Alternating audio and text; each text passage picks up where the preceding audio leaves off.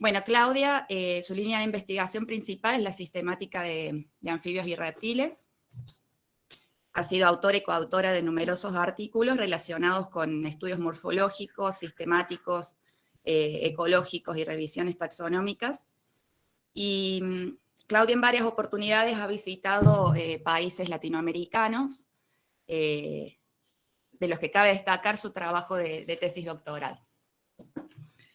Su tesis la realizó en el valle interandino del río Marañón, en el norte de Perú, un gran trabajo del cual surgieron varias de sus publicaciones, entre las cuales, bueno, le llevó a la descripción de varias especies de lagartos y serpientes. Y bueno, actualmente Claudia colabora con nosotros en algunos proyectos, más que todo relacionados a sistemáticas de serpientes, y en esta oportunidad nos va a presentar su conferencia titulada Única y en peligro de extinción, herpetofauna de los bosques estacionalmente secos del Valle del Río Marañón y sus afluentes en el norte de Perú. Claudia, todo tuya la pantalla. Gracias. A ver.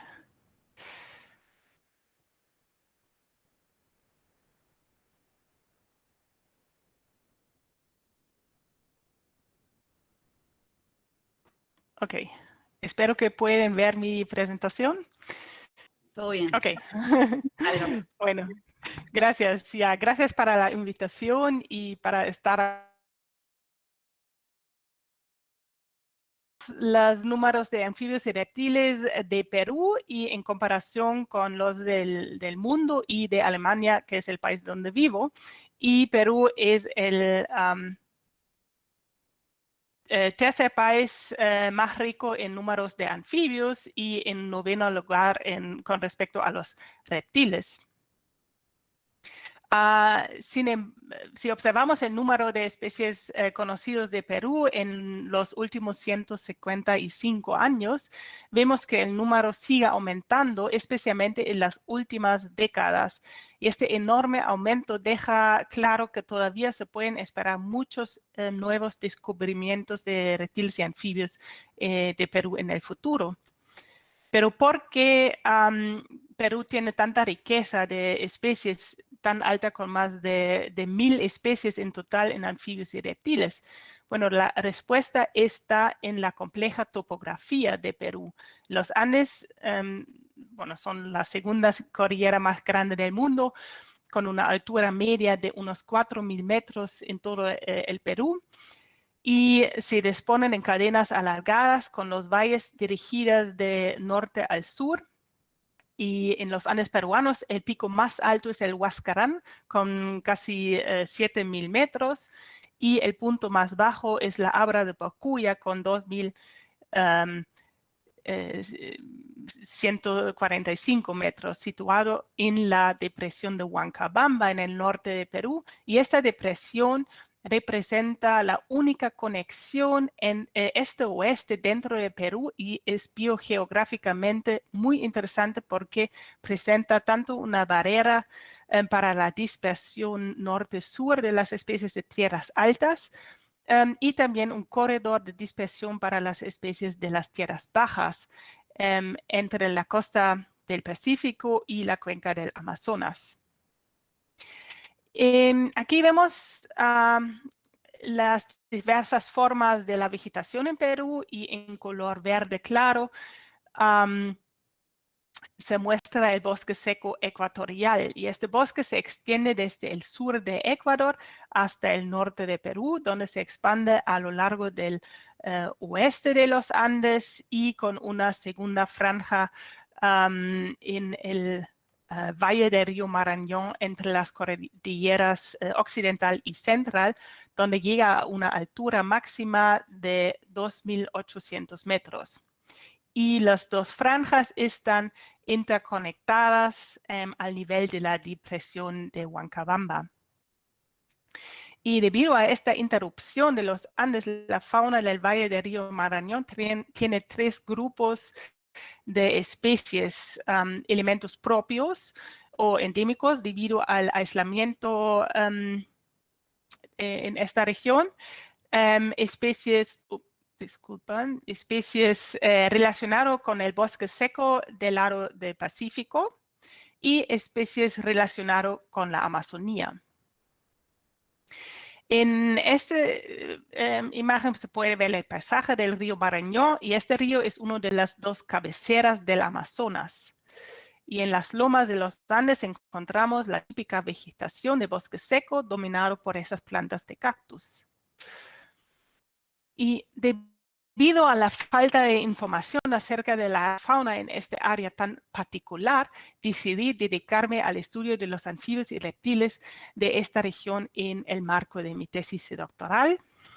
Y el objetivo principal de mi trabajo fue recopilar una primera lista de especies de anfibios y reptiles de la región del bosque seco interandino. Además, quería determinar el número de especies endémicas.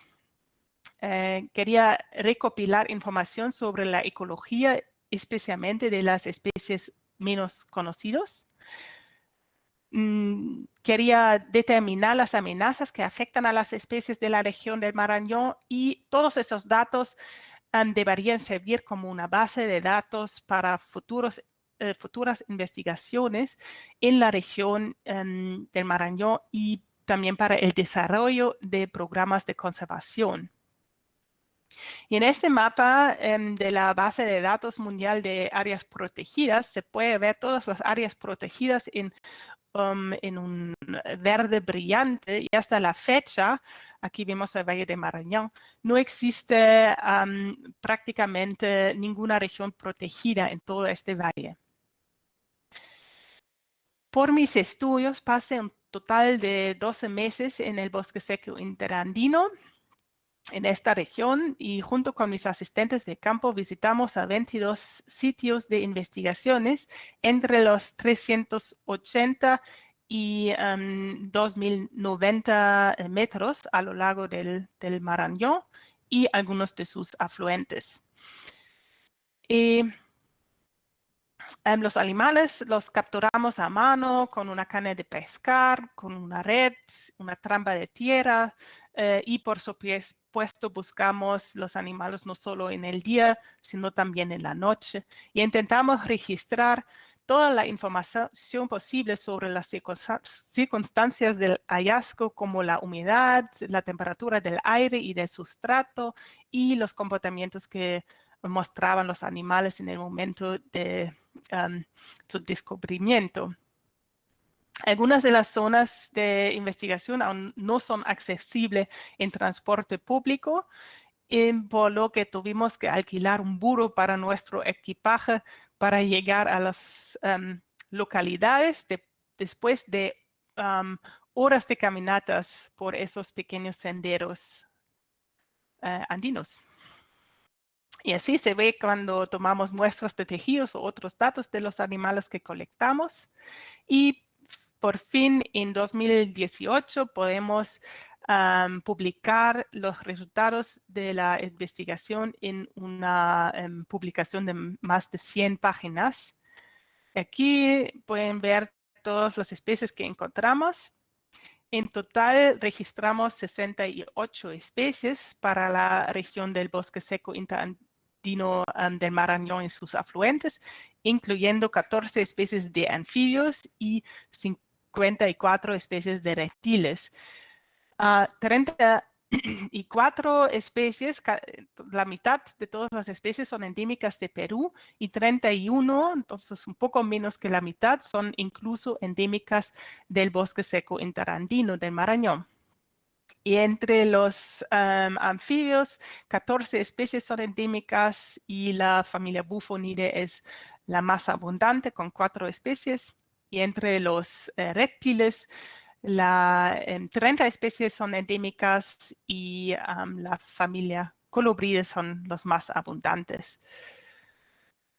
Aquí vemos un poco más en detalle qué especies encontramos. De la familia Bufonidae encontramos 4 especies, todos del género Rhinella, que es el género segundo más grande dentro de los bufónides, con 92 especies, tal vez ya son más. Y Bueno, la especie Rhinella marina, probablemente la mayoría de ustedes ya sabe, es una especie altamente invasora que ha sido introducido en muchos países y en muchas islas y diferentes continentes, donde generalmente tiene impacto ecológico muy negativo, pero aquí la encontramos en su hábitat natural. Y al menos una de estas especies parece ser una especie nueva que vamos a describir más adelante. Encontramos 3 especies de Dendrobatidae, de los cuales 2 son endémicas de Perú. Estas son especies diurnas y muchos tienen cuerpos de colores brillantes, especialmente los que tienen toxinas en su piel. Y los que no tienen toxinas o solo una mínima toxicidad, normalmente son especies crípticas. Los machos transportan los renacuajos en la espalda a pequeñas acumulaciones de agua, por ejemplo en bromelias. Y algunas especies transportan solamente un renacuajo al mismo tiempo, mientras otros transportan toda la cría. Y aquí en Exinobatos misteriosos podemos ver que este macho transporta 2 renacuajos al mismo tiempo.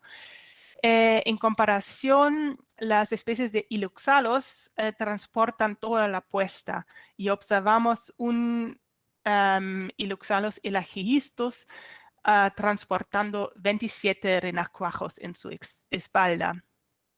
Estas Iluxalos no segregan alcaloides en su piel y por eso tienen un color críptico de marrón, gris, por ahí.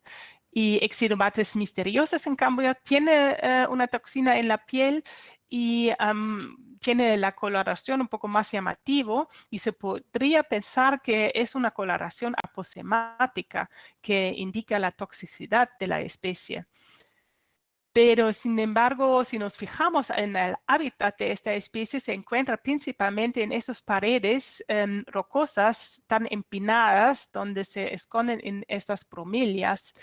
Y cuando los animales abandonan su bromelia para buscar comida, son en realidad muy pocos llamativos, como se puede ver aquí. Y en esas rocas con lugares soleadas y sombreadas, están camuflados muy bien con este color. Encontramos 3 especies de la familia Craugasturidae, de las cuales una especie es endémica de Perú. Y este género, todos son del género Pristimantes, que es el género más grande de la familia, con 570 especies descritas, y en realidad este género es el género más grande de vertebrados. Una característica en la biología de esta familia es el desarrollo directo, por lo que no existe una fase de renacuajo y el desarrollo de larval se realiza dentro de los huevos y de esos huevos nacen pequeñas ranitas. Pristimantis lumani y Pristimantis incomptos están presentes en el norte de Perú y en Ecuador, y Pristimantis percnopteros es endémica de los Andes peruanos. Encontramos 2 especies de Centrolenidae, ninguna de estas es endémica en Perú. La mayoría de las especies de Centrolenidae tiene se puede ver el corazón, el hígado, otros órganos internos a través de la piel abdominal.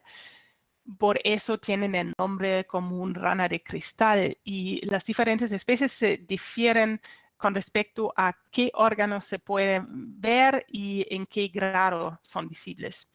Y en esas 2 especies del marañón, la piel abdominal es relativamente poco transparente en comparación con muchas otras especies de estas ranas. Muchas de esas ranas son arborícolas y bajan para la temporada de reproducción. Se pueden encontrar estas ranas en ríos o cascadas, y todas las especies son nocturnas y depositan sus huevos en hojas que sobresalen el agua. Y muchas ranas de cristal presentan un cuidado parental con los machos guardando los huevos hasta la eclosión.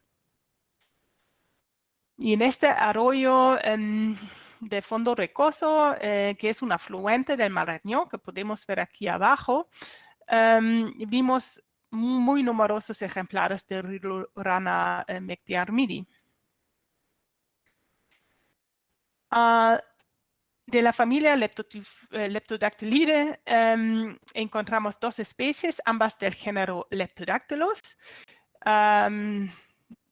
Leptodactylus labrosus aparece en Ecuador y Perú, y Leptodactylus wagneri también en estos dos países, y además en Colombia hay algunos registros de Brasil. En casi todos los especies de Leptodactylus, los huevos se depositan en nidos de espuma y se produzcan esta espuma por secreciones cloacales. Bueno, vamos a los reptiles. Como ya he dicho, registramos 20 especies de Colubridae, de los cuales 3 son endémicas de Perú y del Valle de Marañón, que es la Tantila chiasmantoi, Dipsas vagrans y Dipsas onelli, de la cual no tengo una foto. Todas las especies de la región son ovíparas, de la región del Marañón son ovíparas, y aproximadamente la mitad son nocturnas y la otra mitad diurnas, y algunas especies son ligeramente venenosas, como por ejemplo Leptodaira lacorum o Oxybeles aeneos. En 2016, tras muchas investigaciones, pudimos finalmente describir a esta especie nueva del género Tantila chiasmantoi. Sabemos directamente que se trata de una especie nueva, pero fue muy difícil averiguar a qué género realmente pertenece. Y el problema es que esta especie tiene un diseño y un tamaño extraño para la mayoría de las otras tantilas, de los cuales existen casi 60 especies, y normalmente solamente 3 de estas especies tienen bandas transversales y solamente 3 especies tienen un tamaño similar o mayor al tamaño de nuestro mayor individuo. La mayoría de tantilas son de color uniforme o tienen un patrón de líneas longitudinales, y en Perú hasta este año de 2006 solo conocimos 2 especies, Tantila capistrata y Tantila melanocéfala, que se difieren bastante en la coloración a comparación a esta nuestra especie. Y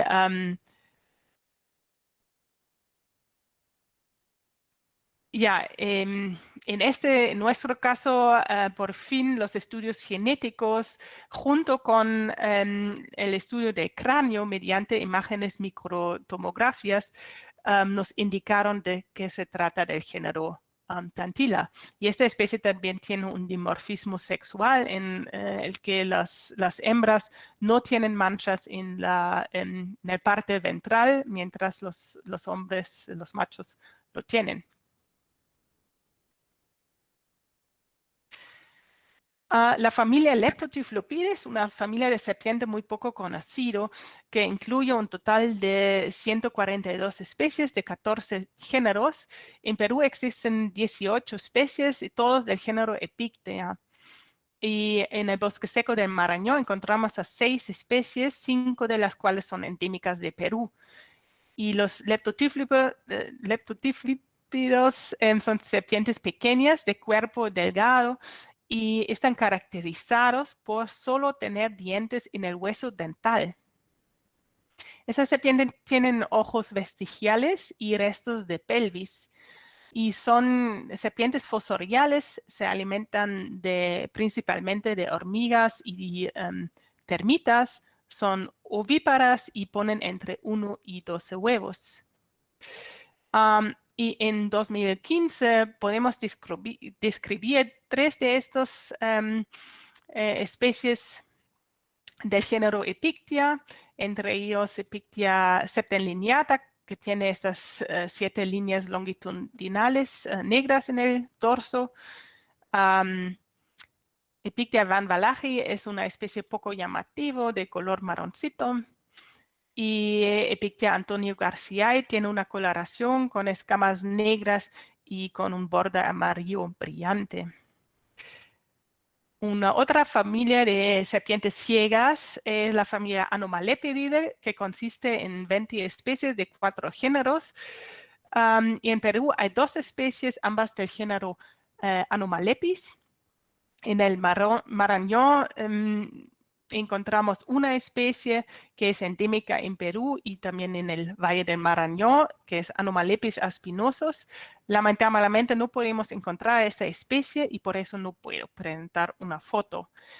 También son serpientes de cuerpo delgado y pequeño, como los Leptotyphlopides. Tienen ojos vestigiales y restos de pelvis, pero al contrario a los Leptotyphlopidae, los Anomalepidae tienen dientes en los huesos maxilares y dentales.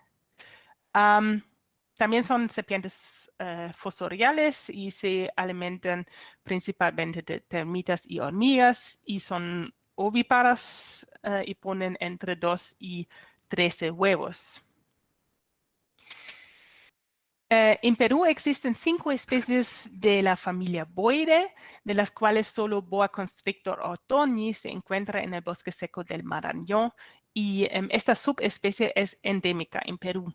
La familia tiene restos de cintura pélvicas que son parcialmente visibles como un par de espolones cloacales que son más grandes en los machos. Y este género de boa es ovovivípara y actualmente se reconocen 8 subespecies de boa constrictor.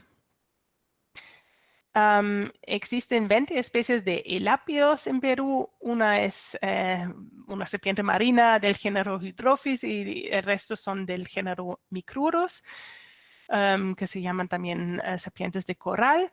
En el bosque seco del Marañón encontramos a Micrurus peruvianos que se distribuye en Perú y Ecuador. Todos son venenosas y la mayoría son ovíparas.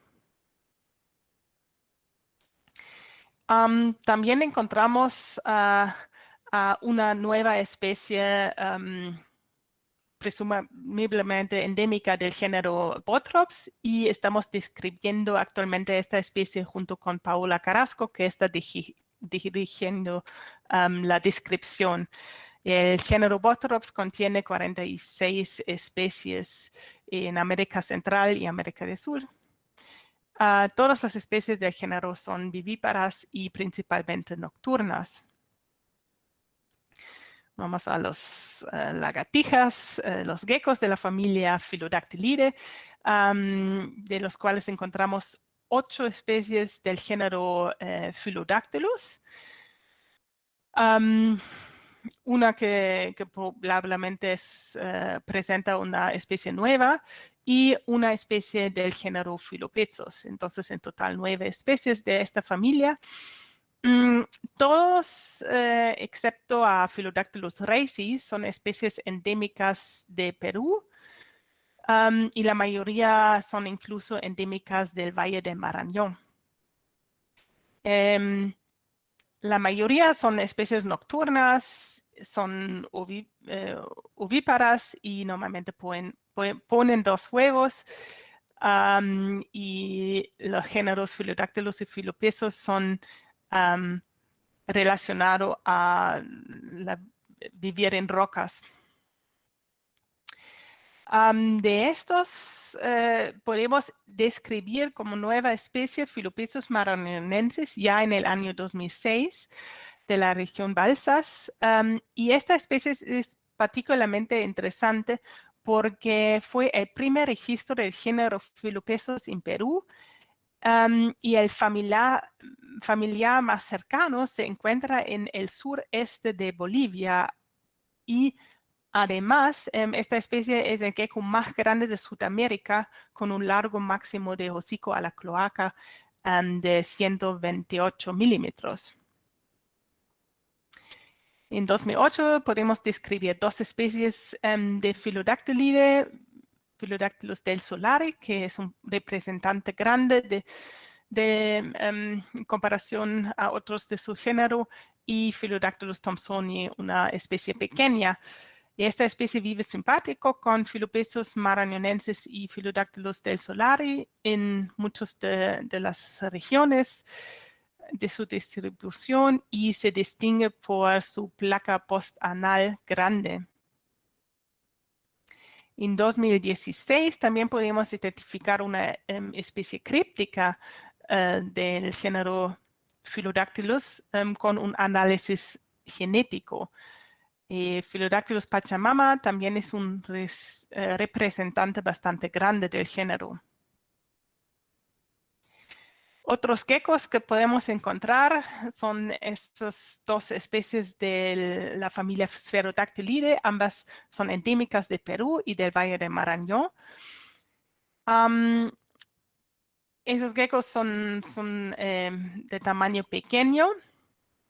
Y los Spherodactylidae tienen una muy grande variedad de hábitats, o ocupan una muy grande variedad de hábitats, incluyendo selvas tropicales y desiertos.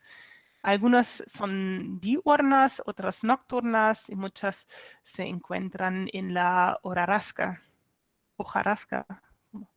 Todos son ovíparos y normalmente ponen un huevo. Y Gonatodes atricoculares tiene esta garganta negra con puntitas blancas, que es muy llamativa. Encontramos 4 especies de TID, 3 del género Ameiva y una del género Calopistes. Ameiva contiene 14 especies, Calopistes en total solamente 2. Y esas especies son especies normalmente con colas muy largas y todos son diurnas y ovíparos. 2 de las especies de Ameiva podemos describir como nuevas especies en 2013. Ameiva nodam tiene un patrón dorsal llamativo con 5 líneas longitudinales. Y la segunda especie es Ameiva agaricusans, que morfológicamente parece mucho a Ameiva concolor, que habita las regiones más al sur de Marañón. Y por las características de sus escamas y las proporciones del cuerpo es casi imposible distinguir a las 2 especies, pero el estudio genético ha indicado de que son especies distintas.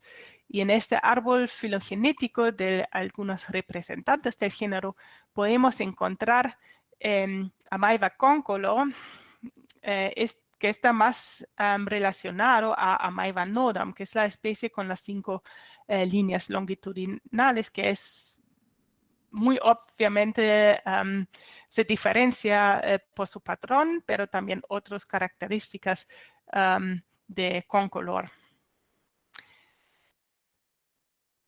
Y bueno, si miramos de nuevo a las 2 especies, podemos diferenciarlas también en su largo máximo,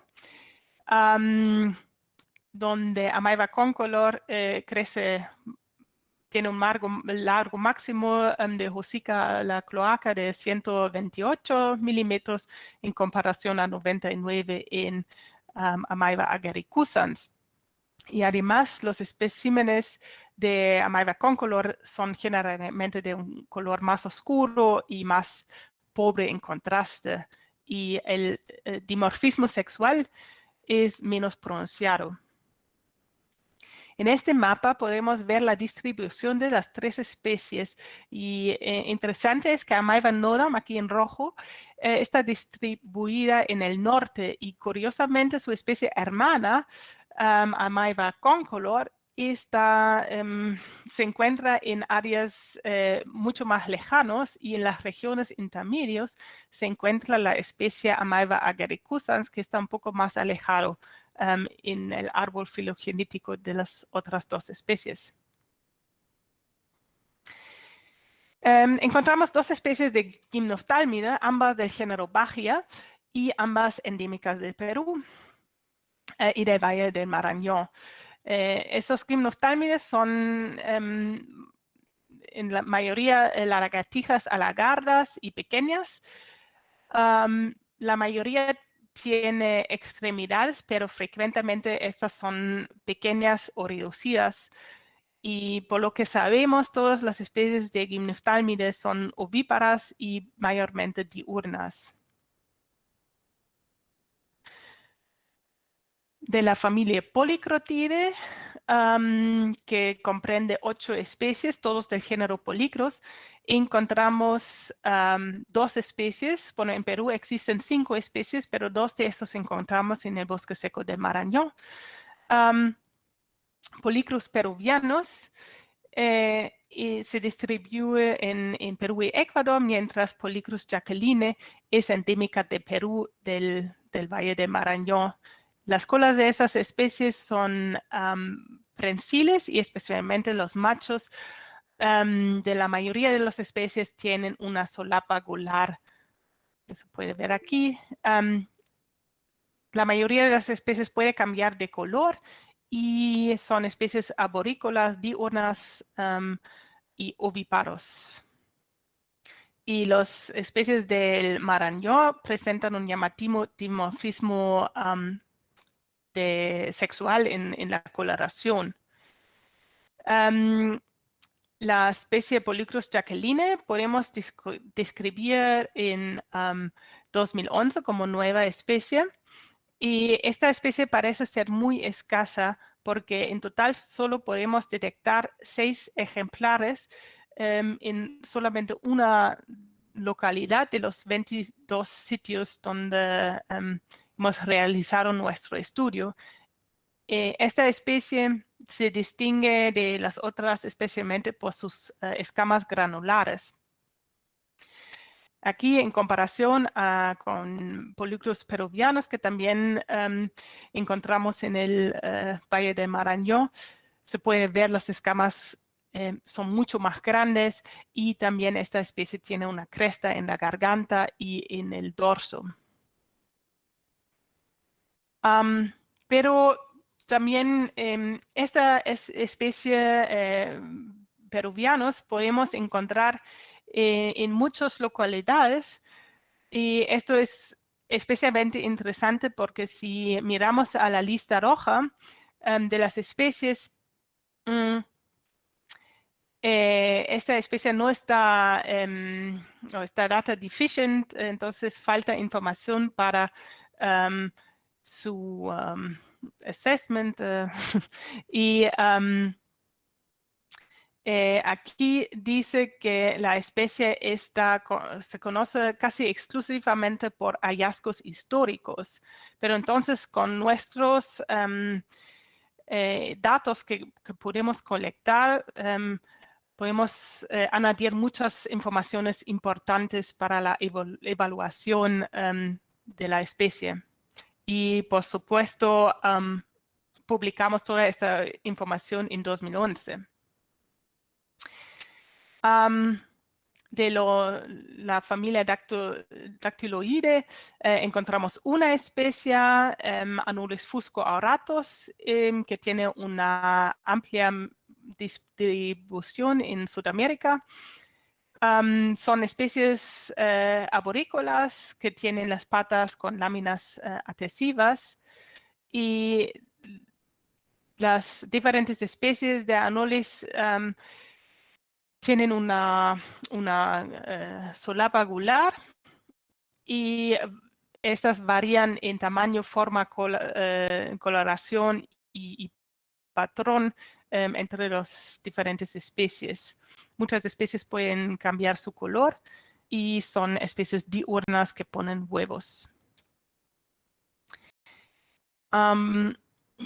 Podemos encontrar dos especies de lagartijas terrestres neotropicales de la familia Tropidoridae, Microlophus arenarios y Stenocercus huancabambe. Y ambas especies son endémicas del Perú.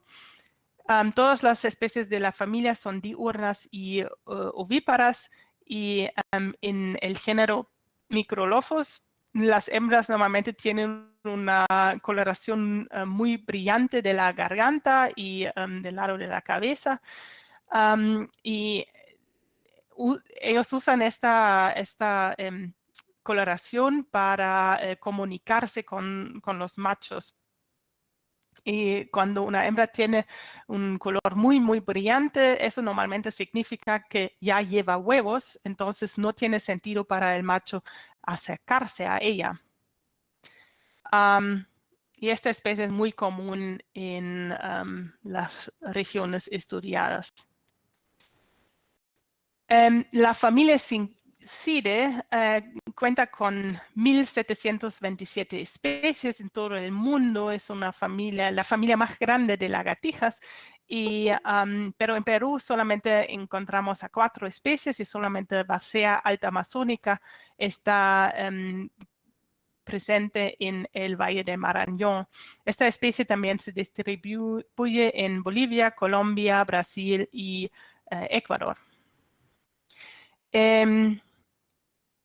Y esta especie es vivípara, aunque en toda la familia encontramos muchas diferentes formas de ecología y formas de cuerpo también. De la familia Amphisbaenidae encontramos una especie, Amphisbaena periquensis, que es endémica de Perú y del Valle de Marañón. Y el género Amphisbaena existe de más que 100 especies y es el género más grande de la familia. Las especies son anuladas, sin extremidades y con vestigios pélvicos y una cola corta. Y la mayoría de las especies son ovíparas y ponen entre 2 y 4 huevos. Bueno, entonces encontramos alrededor de 16 especies nuevas, de los cuales 11 ya podemos describir y actualmente estamos trabajando en la descripción de otras especies. Y para varias especies podemos comprobar nuevos registros regionales y para una serpiente un primer registro para el Perú.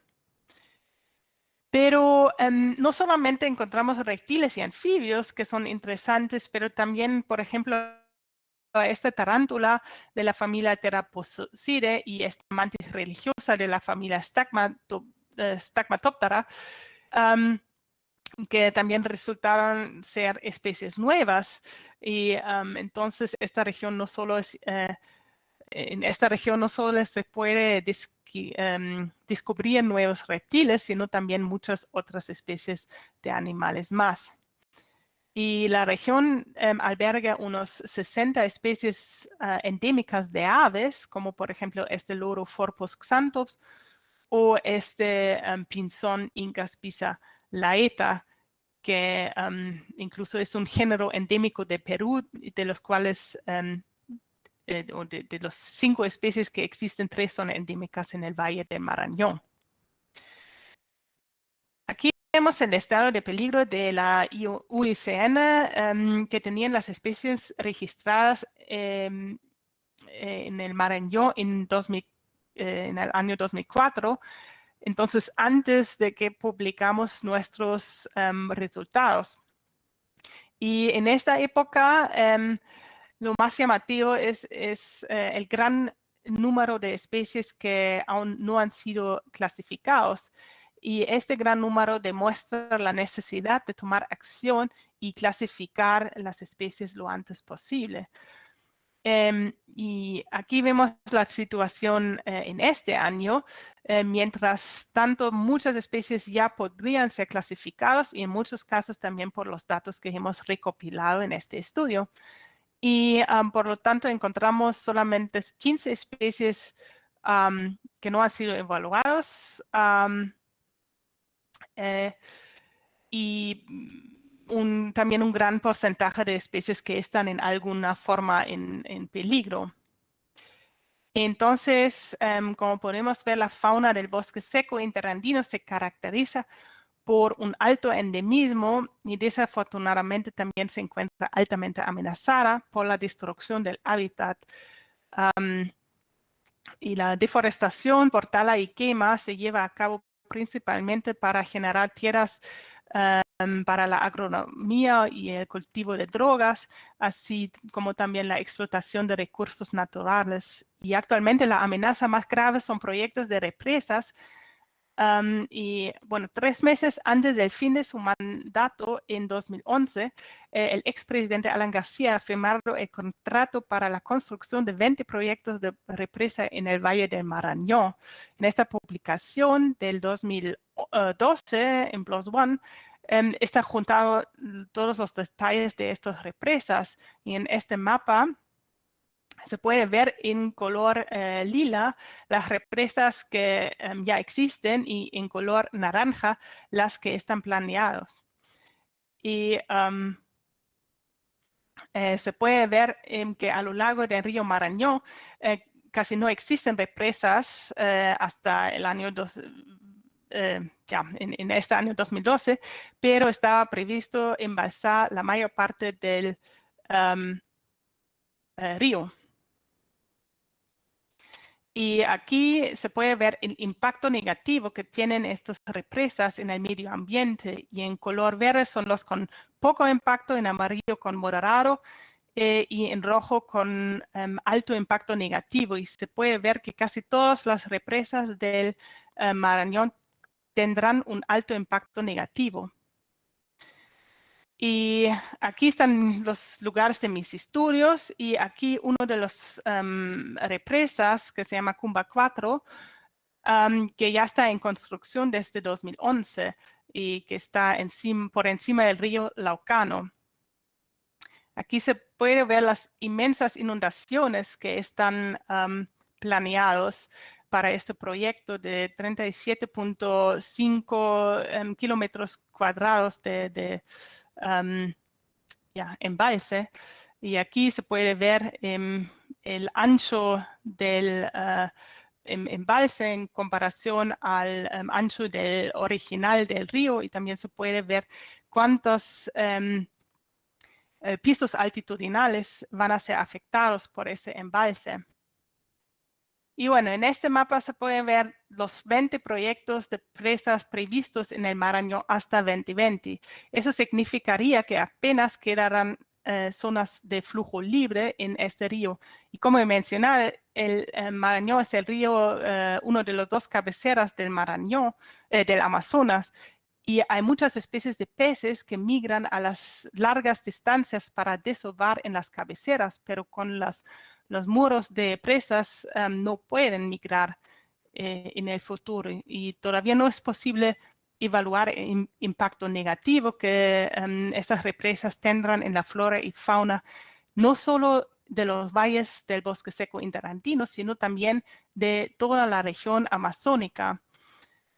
Y la energía hidroeléctrica puede parecer favorable al medio ambiente, pero con respecto al riesgo de la pérdida de numerosas especies endémicas, esos proyectos de represa son muy cuestionables y deben ser nuevamente considerados. Y afortunadamente, la construcción de las presas está actualmente congelada debido al gran escándalo de corrupción de la empresa Odebrecht, que fue responsable para la construcción de la mayoría de estas presas. Entonces esperamos que la mayoría de estas presas no se construyan nunca. En resumen, podemos decir que casi el 50% de especies encontradas son endémicas de Perú o de esta región del bosque seco, incluyendo 19 especies nuevas para la ciencia. Mastigodrias reticulatus fue encontrado por primera vez en Perú y otras 21 especies existen. Ahora existen nuevos registros regionales y debido al gran proporción del endemismo y al gran número de especies recién descubiertas, podemos suponer que es posible encontrar muchas más especies nuevas y endémicas. En la región estudiada no se ha establecido ninguna zona protegida, aunque existen amenazas extremas para el hábitat, y es probable que las poblaciones de muchas especies endémicas se vean amenazadas y que muy probablemente se reduzcan. Y por lo tanto es necesario adoptar medidas de conservación lo antes posible. También sería urgente investigar más sobre las especies de las zonas y sus requisitos ambientales para poder proteger mejor a estas especies.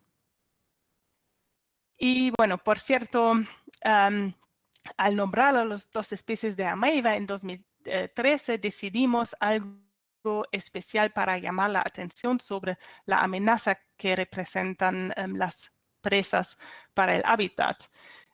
Nodam es inglés y significa no presa, y Agaricustan significa lo mismo, pero en latín. Y estos nombres han causado un gran eco en los medios de comunicación y han sido publicados en numerosos sitios web y periódicos alemanes y peruanos, pero también en varios internacionales. Así hemos conseguido nuestro objetivo y hemos podido llamar la atención sobre el problema de las represas. Bueno, y con esto quiero terminar y quiero agradecer a toda la gente que me ayudó en el campo y las instituciones que me soportaron financieramente. Muchas gracias por su atención.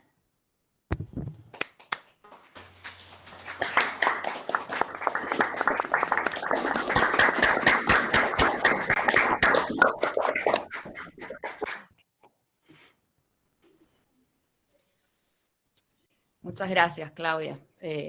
Hermosa presentación, un trabajo realmente importantísimo en términos de conservación de la biodiversidad en América del Sur. Bueno, y tenemos un par de minutitos para preguntas.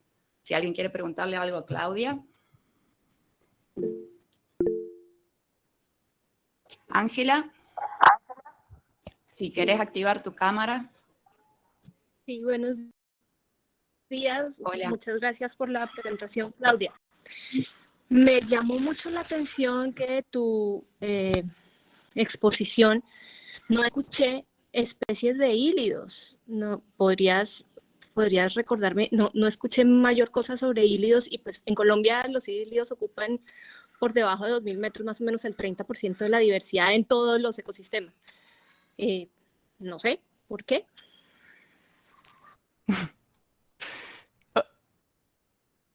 ¿Hola? Claudia, perdón, si querés parar la presentación y activar tu cámara. Sí, mejor. Ya. Bueno,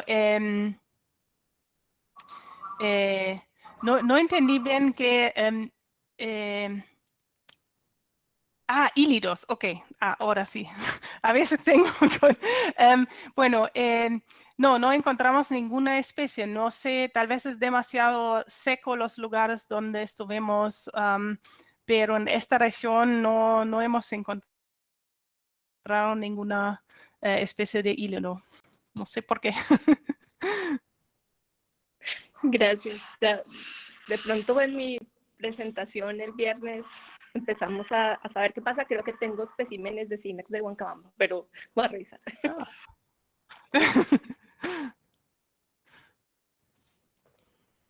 Bueno, yo no escucho nada. No sé si Paula está... Perdón, estamos complicados con la tecnología. No, si ese patrón que vos encontrás de nuevas especies, si han pensado en juntarse con otros investigadores que trabajen con mamíferos, con aves, con plantas, para revalorizar esa zona como una zona hotspot o de endemismos. Bueno, existen las ideas, también existe la idea de compararlo a bosques secos de Ecuador, del sur de Ecuador, pero todavía no, bueno, al menos yo no he tenido tiempo de realizar estas investigaciones y sí, sería, bueno, creo que en el último año varios investigadores de Perú ya también han visitado a esos lugares y estudiar algunos otros grupos de animales, pero creo que todavía falta mucho más de investigaciones y ya, me gustaría ir en un grupo muy grande con investigadores de todos los grupos de animales y plantas también, ¿no? Pero esto todavía falta.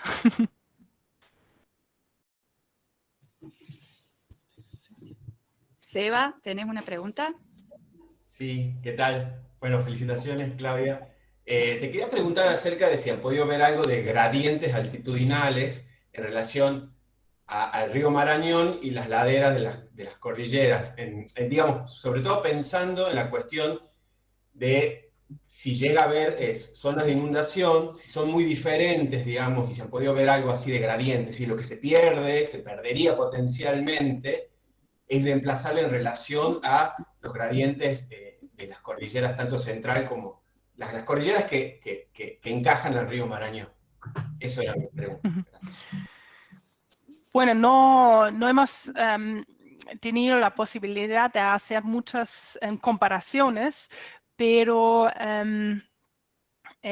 por ejemplo, lo más al sur en el Marañón, lo más alto es ese bosque seco, ¿no? En realidad, lamentablemente, fue muy difícil de subir a los cerros porque están muy, muy inclinados y es muy peligroso de caminar en estos cerros, pero al menos en las regiones más al norte de Marañón hemos trabajado en una altura de 400 metros, más o menos por ahí, y en las regiones más al sur hemos trabajado en 2000 metros. Entonces, y se puede ver una diferencia entre las especies en el norte y el sur, ¿no? Como he mostrado, por ejemplo, en el ejemplo de las especies de ameiva. Pero, claro, esto también es no solo por la altura, pero también los que son más al sur en este valle son más aislados, ¿no? Y los en el norte tienen más,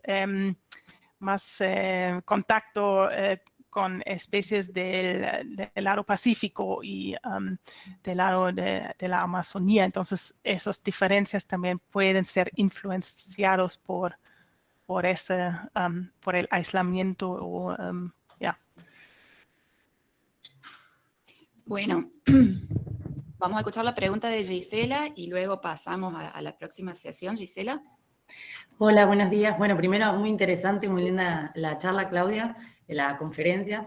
Mi pregunta es bastante puntual. Me llamó la atención que en la especie de boa está caracterizada la reproducción como ovovivípara, sobre todo porque lo que tengo entendido es que ese término ya hace bastante que no se usa y las especies se clasifican en vivíparas y ovivíparas. Nada más quería saber si tenías un poco más de detalle cómo es la reproducción de esa especie en particular. ¿Por qué está categorizada así? No, en realidad creo que es, tal vez también fue un error mío pero no, es normal como los otros serpientes que son, que tienen crías vivas, ¿no? Sí. No tiene una reproducción diferente, pero Claro. no pone huevos. Claro, perfecto. No, era esa mi consulta. Muchas gracias. Bueno, muchísimas gracias, Claudia. No sé si has visto los comentarios en el chat. Bueno, has recibido varias felicitaciones. Gracias otra vez. Bueno, y hoy hemos arrancado un poquito más tarde, así que todo se va a retrasar unos